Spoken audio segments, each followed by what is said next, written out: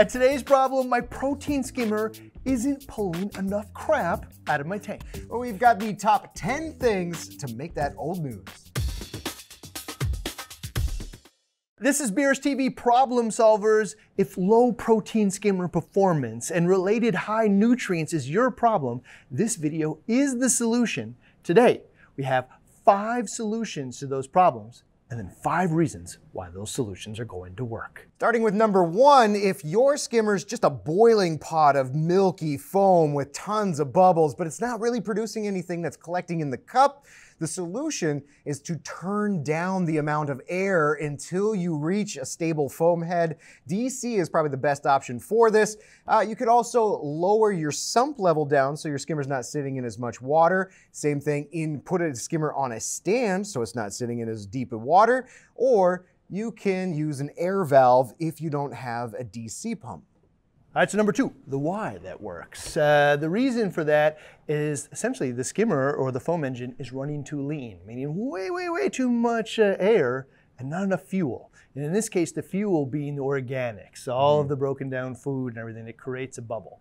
And what happens when we have too much air and not enough organics in it is it creates a really thin, weak bubble that just pops instantly. And so you'll see that boiling pot of water essentially on the top of it, but it's not producing anything.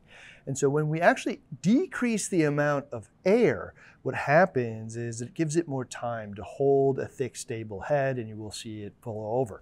Now, there are 4 reasons as to why the 4 things that he said work. First, if you have a DC pump, you can actually just turn down the speed of the pump, and it will turn down the amount of air and water that's being sucked into it. Is probably the easiest method.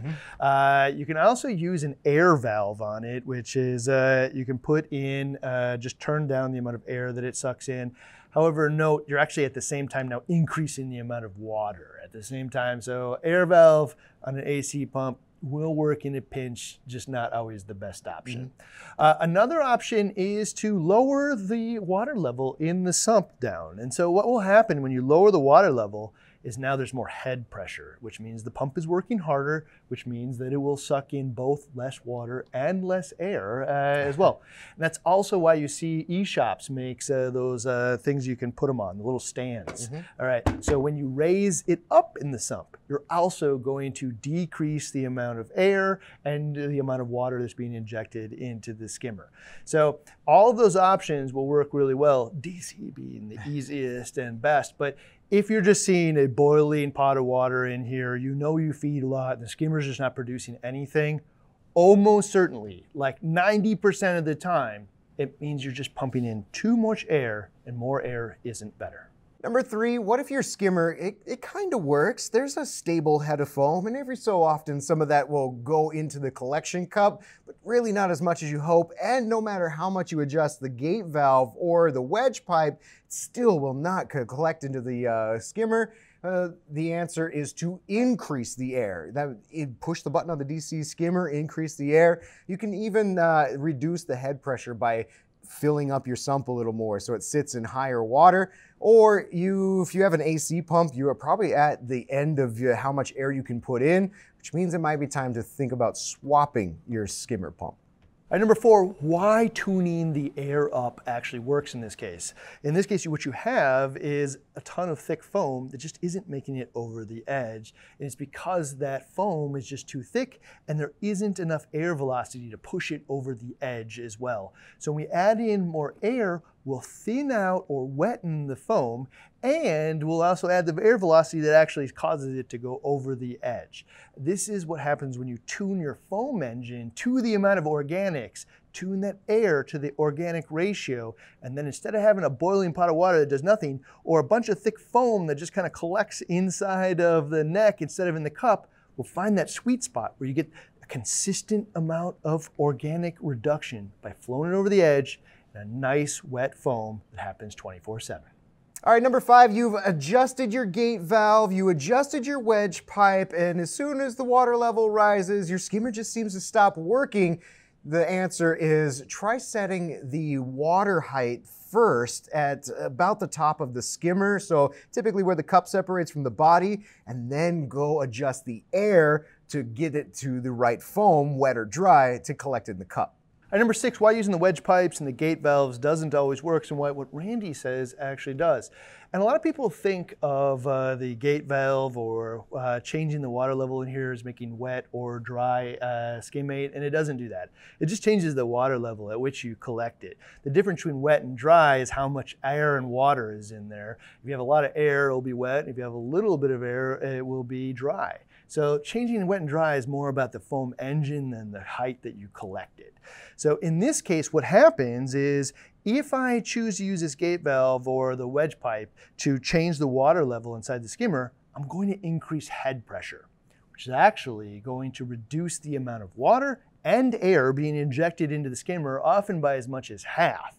And so if I'm using this to tune it and change it, what I'm actually doing is not just changing the water height level that I collect it, I'm changing the type of foam at the same time. And these two things, like, that's why when you go to set it up and you're like, oh, I finally found it, and you come back a half hour later and it's totally not right. And you have to just keep tuning it over and over and over again. This is why. Stop tuning the gate valve and the water and the wedge pipe. Just get that water level right where you want it with the gate valve, and then adjust the air to the type of foam you want to create and how you collect it.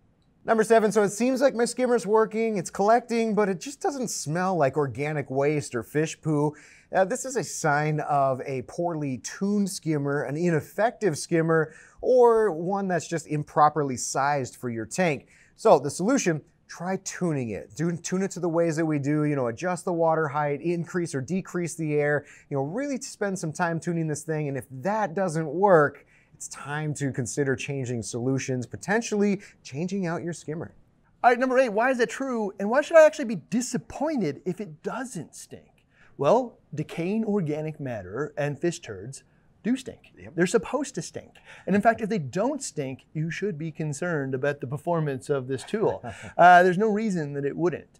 And in fact, the smell might be one of the best indicators that it's actually working, meaning that if I lift it up, it should smell. In fact, what's happening really here is this whole cup is collecting turds and blowing air out the top. It should actually smell probably inside of the sump area.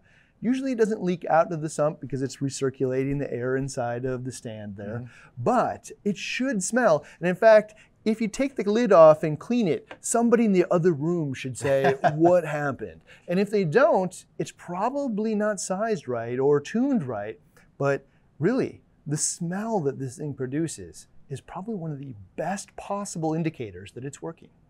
Number 9, I listened to everything you guys said, tried everything in the book, and it still can't get my skimmer to perform. Well, there's 2 steps. 1, if you use felt filter socks and you never change them out, change them with mesh socks. Use mesh socks instead. And the second one, if you think that your skimmer is too large for your tank, you just got the biggest one that would fit in that chamber, you're probably right, it might be too big. All right, number 10, the reason those 2 things are probably true, if you just can't tune the skimmer no matter what we say, it isn't because the skimmer is broken and there's no air or foam or anything in there. It's because something else is probably wrong with the skimmer. And the first one is you're probably starving it of organics with those felt filter socks. Now, if you change out your felt filter socks every 3 days, this is its own source of nutrient export. So be happy with the fact you're capturing a lot of that stuff before it rots and decays and would get into the type of particle that a skimmer would remove. But if you just actually leave the filter socks in there until they overflow and you just let everything rot, basically what you're having is a little nitrate and phosphate factory inside the filter sock where everything decays and breaks down totally in there and doesn't even give your skimmer a chance to pull it out. And if you're wondering if that's true, just pull the filter socks out, replace them with the mesh type that will catch some things in there, but let most of it actually pass right through. And if your skimmer starts working immediately, that's definitely the problem. The second part of that is actually kind of hard to stomach, but the fact is if you're going to size your skimmer too big or too small, the right answer is perfect. but perfect is pretty hard to hit. So go too small, because if you get too big of a skimmer, what happens is you get too much air for the amount of organics, the amount of food you put in there, amount of fish you have, and you have too big of a neck. The neck's the size of a coffee can instead of a pop can, and it just doesn't work. It doesn't produce enough foam, it doesn't collect the foam. So going too big is actually one of the biggest problems with trying to get a skimmer that works. In fact, a small skimmer will almost always work. It just won't pull out as much as you would like. So in most cases, I think most people would just have something that works all the time, maybe not perfectly, than something that never works all the time. So I hate to say it, but you might have bought too big and you should scale down. One thing to say here though, DC skimmers again often will help you. If you can get such sweet spot somewhere in the middle of those two, it will actually help you transverse from when I have 2 fish and just a couple of pellets all the way to when I have 20 fish and I'm just dumping food in there. Because I do want a skimmer that travels with the entire journey that I have with my tank, not just the specific points. I want it to work in the beginning and I want it to work at the end. All right, so crappy skimmer performance solved. What's next? I actually tested the tuning the air for dry versus wet skimmer performance and how that actually worked out. You can see that one right over here. And a lot of people ask, what's better, dry foam or wet foam? Which one is going to remove more organics? And there's a DIY test you can do at home right here.